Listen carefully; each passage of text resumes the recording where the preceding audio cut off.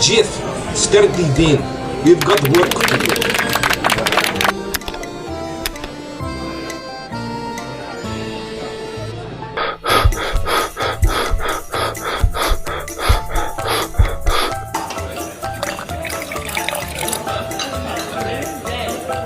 Oh my god.